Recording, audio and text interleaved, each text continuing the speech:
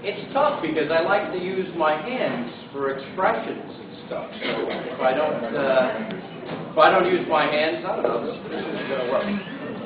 I want to thank everybody for coming here tonight. I apologize for being late. I was delayed on a bus ride back from a couple power plants that I was visiting today for a course I was taking. So I'm going to talk a little bit. I know my staff gets upset when I go offline. So I might go offline a little bit. But I want to thank you for coming here today for what we call the State of the Town message. As everybody knows, it's tradition in the spring to deliver this message to outline where the town is and where the town's going. When this administration took office, it was anything but spring in Riverhead. And it's reminiscent a little bit of what I think the County Executive, Steve Ballroom, is going through. Our town was mired in debt. We were spending more than we took in taxes. We were relying on one-shot revenues to close deficits. The town was spending at least 12%, or there was a 12% deficit every year in the amount of revenues that came in and the amount we spent. Our annuity at FCAL was an unproductive field of dreams, yielding no new tax revenue, and the place was a place where all bad ideas came to die. Our downtown was vacant and barren, and the spirit of Main Street was bleak and beleaguered. Throughout the administration and throughout the race last year, there's one thing that I've said over and over. We are going to be positively Riverhead. This is not a slogan. This is not a catchphrase. Positively Riverhead is the heart and represents the minds and the can-do nature of the people. And it is what is responsible for moving this town forward even in these challenging economic times. You're going to have to excuse me because I have an ear infection. Tapping into that positive energy and spirit and translating that love of community into policies and programs that are worthy of the people is the true test of this government. And it is the constant challenge before this town board. In the year ahead of us, the town board intends to offer a very aggressive agenda. What do you got in there? What do you got? To build on the successes of the past 2 years and to continue the path that we've laid out to move Riverhead forward. Our agenda has 3 legislative priorities or 3 major issues. And folks, if it sounds like I'm delivering the same speech, it is the same problems that we have not yet tackled. You see, the strange thing about being a 2-year supervisor is it is very difficult to get everything you want to do done in 2 years. So the first major issue is FCAL. In the Albany legislative session this year, the State Senate and the Assembly will consider landmark legislation at FCAL. We are looking, strike that, we are going to create an FCAL Planning Commission which will streamline approval processes at FCAL and finally allow us to market this property. The FCAL Planning Commission, it's not new. It may sound new, but it's not new. And the reason it's not new is it's modeled after 2 commissions that are already in place. The Pine Barrens Commission and the Adirondack Park Commission or Adirondack Park Agency. But there is one very important distinction. The FCAL Planning Commission will have as its central focus the economic development of FCAL as a regional economic engine. The time has come for Riverhead to become the model of economic development for the state of New York. When we are done and this legislation is adopted, the entire state is going to be looking at EPCAL and Riverhead as the leaders in economic development. We fully anticipate that this model will be replicated throughout the state. And the key to our success is that we will tap in to what is great about our region. And I see some faces here that say, "You're crazy. It's not going to happen."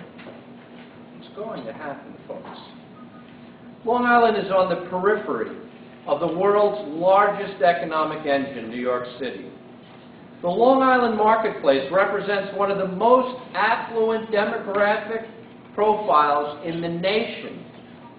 The EPCAL property is one of the largest undeveloped commercial properties on Long Island. And we have things that other people don't have. We've got a great workforce. We've got the Stony Brook University system. We have renowned resources at Brookhaven National Laboratory and Cold Spring Harbor Laboratories. In short, we have the tools and we have the place. Is there any reason that any of you can think of that we can't bring clean, green, high-paying jobs to Riverhead? Because I can't think of one. It is time for us to think better. It is time for us to be bolder. And it is time for us to go back to our roots and innovate again at Calverton. Remember, this is the same zip code that preserved democracy by building the greatest warplanes the world has ever seen. It is the same zip code that expanded the American frontier by landing men on the moon. And it will be the place that will be used to meet the challenges of the decades ahead. The inventors at IBM recently announced that they have successfully been able to process computer functions by utilizing storage spaces just 12 atoms in size. I honestly don't know what that means, but I know it's small. And I know that it is going to make silicon chips obsolete. Daily, we are treated to news of medical breakthroughs that will prolong the life of men and women. Maglev trains, green technology, the cutting edge of new energy sources at Brookhaven National Laboratories. These are the ideas that will once again take us to the edge of the universe. And they are exciting projects that we will bring to Riverhead. You may think it's crazy. Tesla experimented up the road in Rocky Point. Einstein brainstormed lazily while sailing off Orient Point. C.N. Yang pushed the envelopes of physics just a few exits away at Stony Brook, and Cold Spring Harbor Laboratories unlocked the human genome. Lindbergh took flight from this very place. Yes, folks, the best minds, the best entrepreneurs, the best inventors are here. And I intend to tap into those resources to make the future bright for not only EPCAL, not only Riverhead, but Long Island. The nation needs to get back to the basics so that our future businesses will thrive. EPCAL will play that vital role in the resurrection of businesses in this town, state, and country. But how do you do that, you ask? How do you reach that goal? Well, we have an answer. in order to reach that goal of attracting these jobs for the future, we need to compete and make EPCAL attractive in the here and now. And it may be as simple as putting up a couple new signs, and it may be as difficult as what we're going to create in the EPCAL Planning Commission. But this EPCAL Planning Commission is going to be able to do one thing that has never been done in the state of New York. It's done in Massachusetts. Anybody here think Massachusetts is a more productive state than New York? I don't think so. And that one thing is the ability to approve or disapprove projects at EPCAL in 75 days. This, my friends, is not rocket science. It's not even difficult. It does take intestinal fortitude and the realization that we must attract businesses to this region to survive. We intend to unite the voices of the Governor's Office, the County Executive's Office, the Department of Environmental Conservation, and all necessary town and regional agencies so we can clear the way through this permitting and regulatory red tape. We need to make the process consistent, predictable, and non-bureaucratic.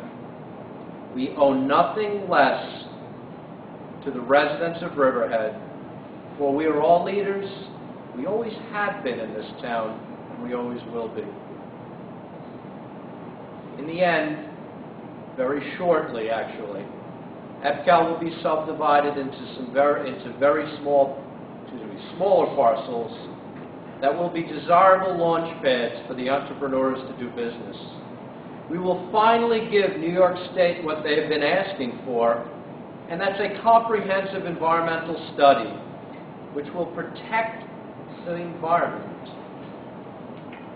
And you can take this to the bank better than any other town has done so in the history of the state of New York.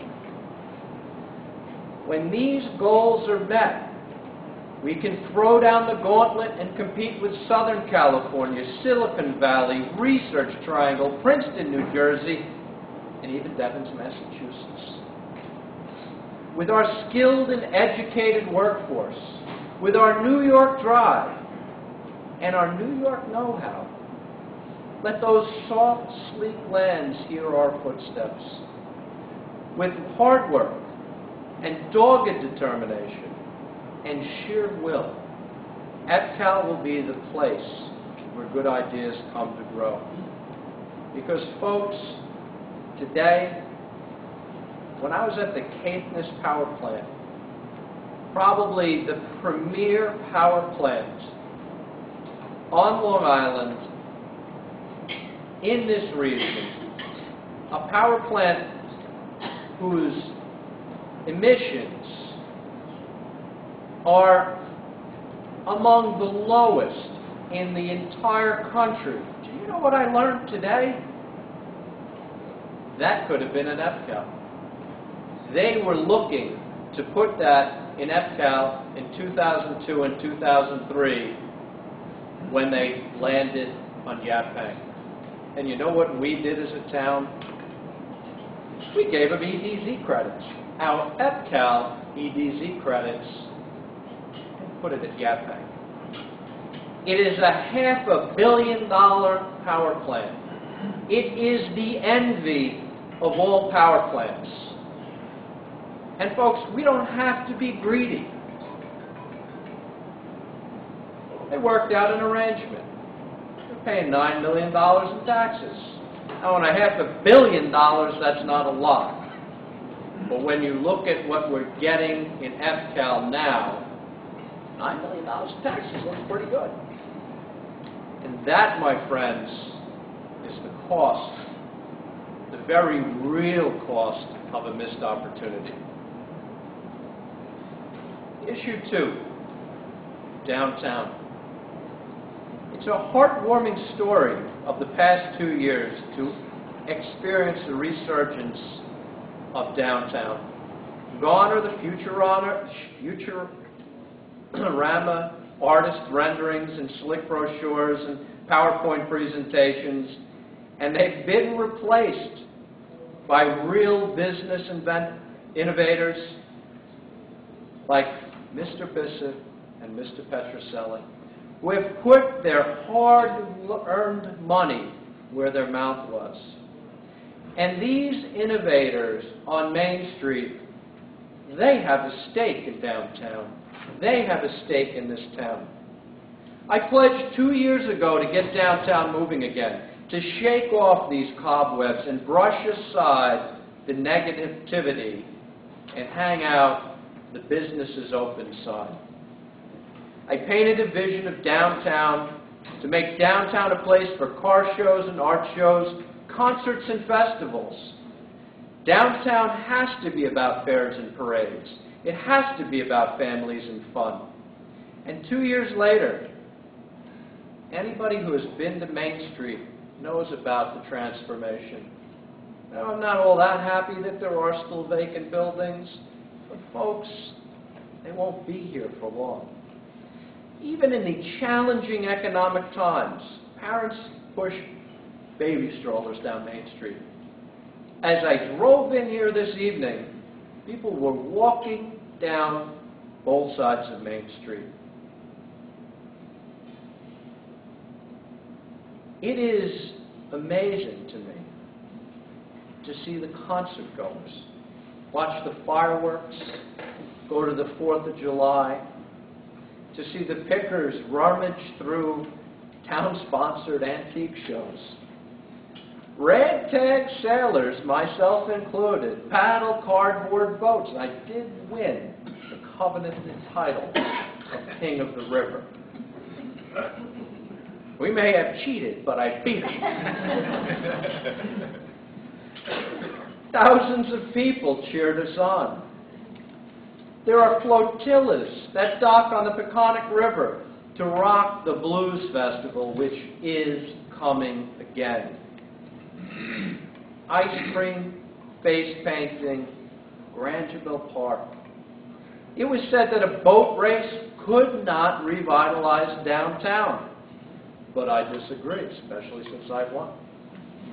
Because it is by the people coming to enjoy the excitement of our downtown district and by spending their dollars and telling their friends that we will rebuild this business community. And you all should know my phrase now. Block by block, store by store, they are coming downtown. Since we took office, we opened the doors of the new Hyatt Hotel. We've expanded the aquarium. We have the Riverhead project. Was named as Long Island's best new restaurant in Newsday. The Red Collection sells antiques. Off Main opens for breakfast, lunch, and dinner. Long Ireland Brewery, and if you haven't had their Celtic Ale, it's quite good, is open, and it is Riverhead's first brewery. Cody's adds a Texas spirit. As Stud and I can appreciate that southern sort of spirit. The Lou family is about to bring a Mexican flair to downtown with a new restaurant. We will soon open Ralph's Italian Ices. And you will be able to indulge in pastries at Blue Duck Bakery next door. And when you're done, you might want to stop at Curbs. And if that's not your particular thing, Nick has a bicycle for sale. At a time when other downtowns are contracting, Riverhead is growing. And this administration will continue to pursue and recruit new businesses downtown. In the coming year, we will do what we've done in the past 2 years. We will cajole. We will use shoe leather. We will use the Crown Vic to drive all over the damn place. We will burn the phone lines. We will use the internet, diplomacy, arm twisting, and bang the drum for downtown Riverhead. And at the risk of being a stalker, I will not rest until I bring a movie theater downtown. I cannot promise you it's going to happen. I did promise my 18-year-old son. But I will do everything that I can to make that happen. Because we deserve a movie theater. We want a movie theater.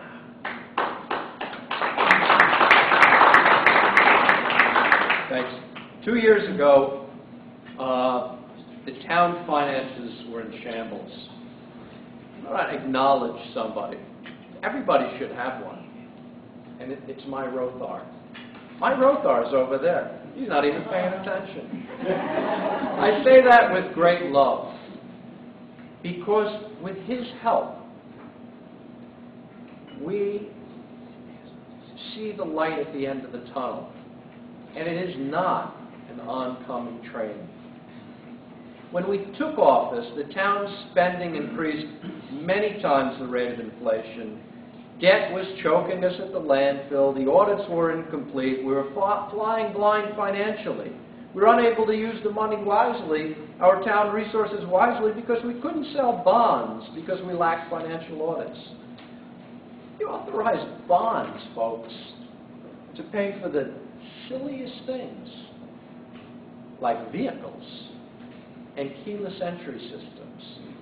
Now, can you imagine taking a mortgage on your house to put a security system in your house or a keyless entry system or buy a car? Well, folks, we stopped that.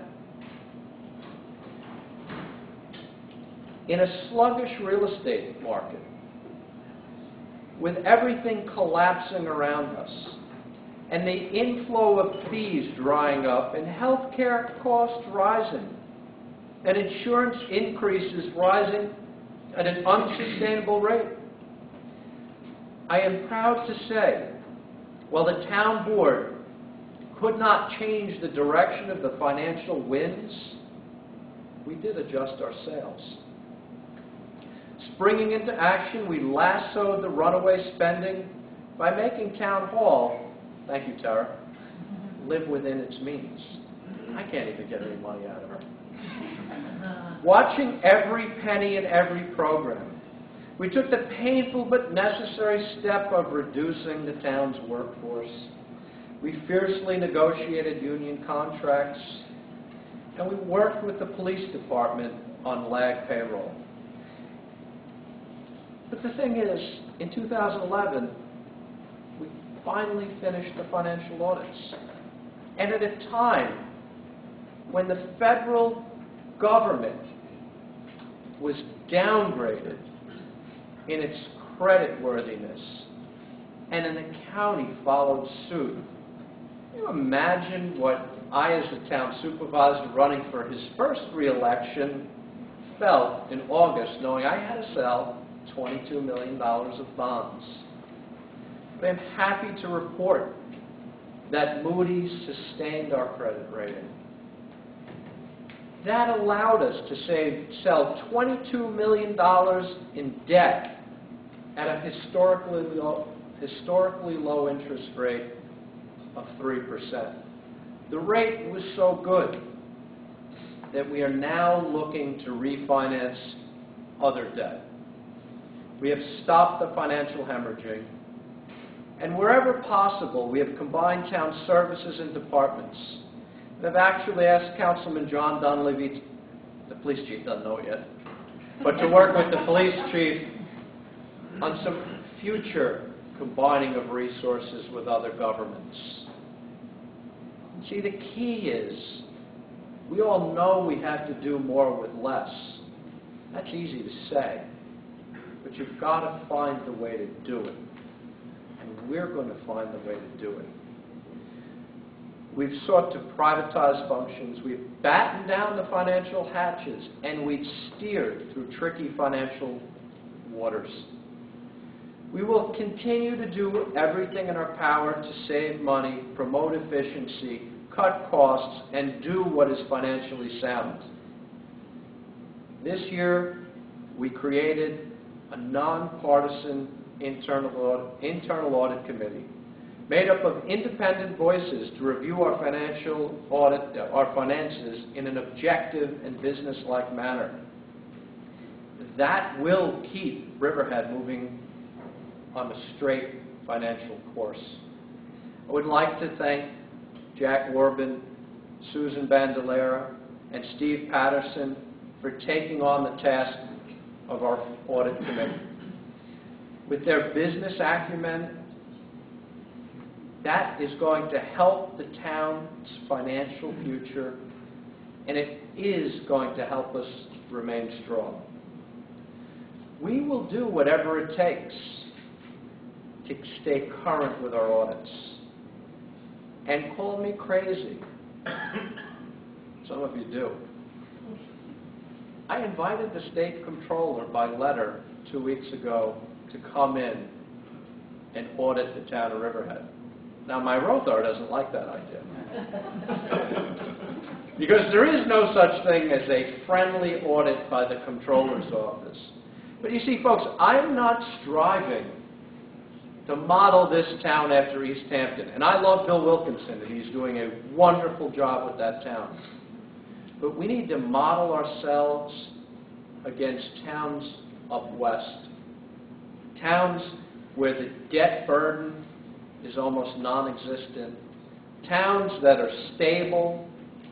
Towns that don't have skyrocketing tax burdens.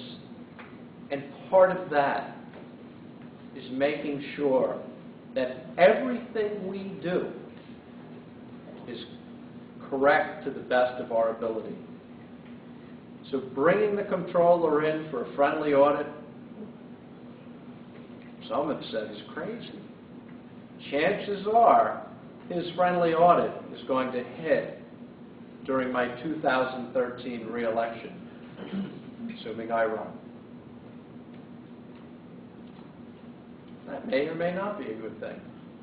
But it doesn't matter what's good for me. That is what is good for the town. We will stay the course. We will continue to cut spending.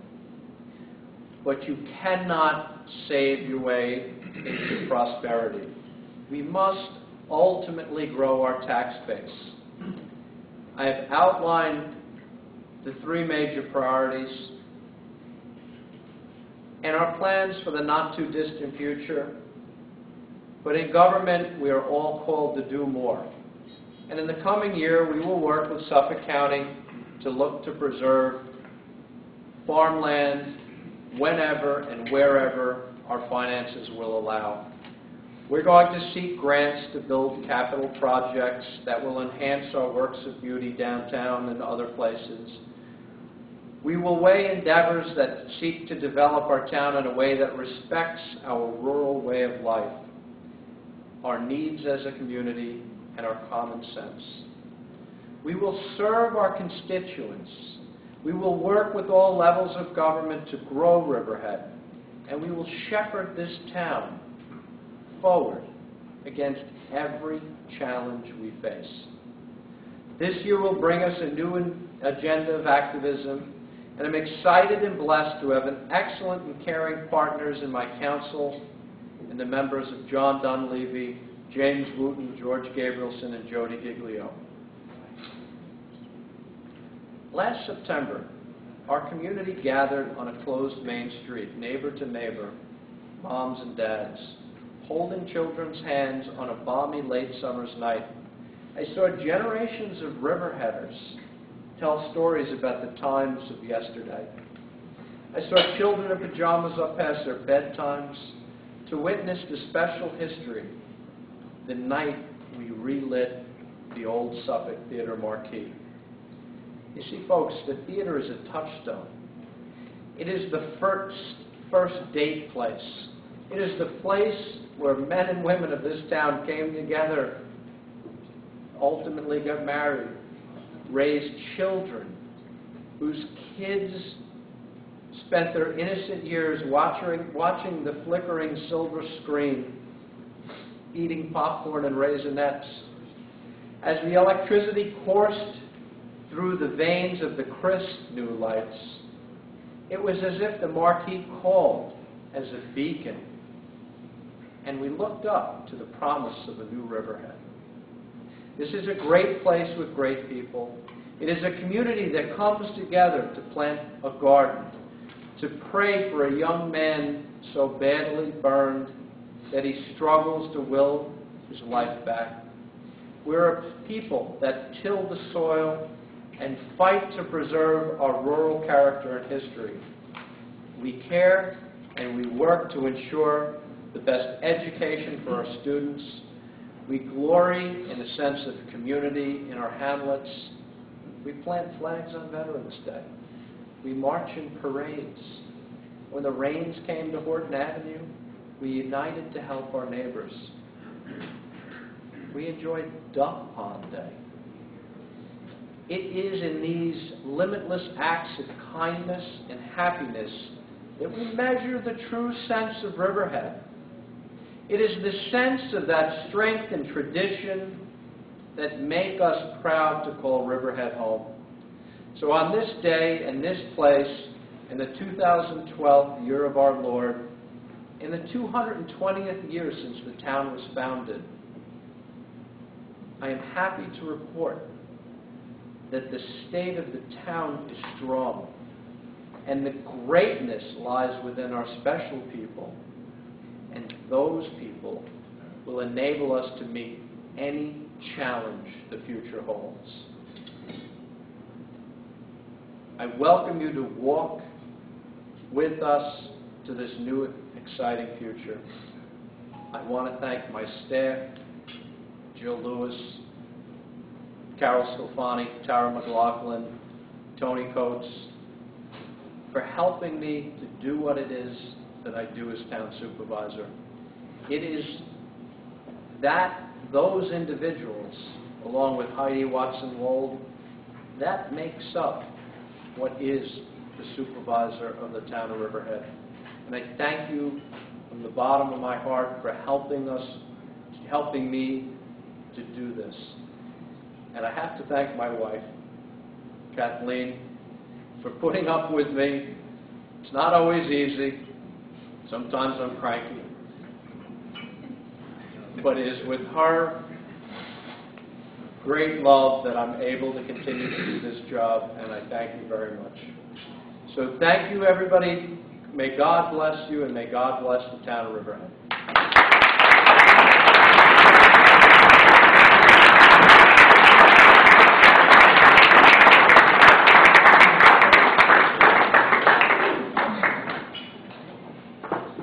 I want to thank you, Sean. It is the tradition of Rotary. I went to the dumpster behind Woolworths, and I found a 49-cent pen. Now, there's a running joke here for the Riverhead Rotarians about the quality of the pens we give our guests. And Sean has been the biggest proponent, of course, of buying a pen that's worthy. I found one of the old ones for you, bud. So thank you very much. We appreciate your leadership. We appreciate your vision. And we thank you for your hard work. That's about the only pen Tara will let me buy, too. Ron, thank you very much. Appreciate it. Thank you, everybody.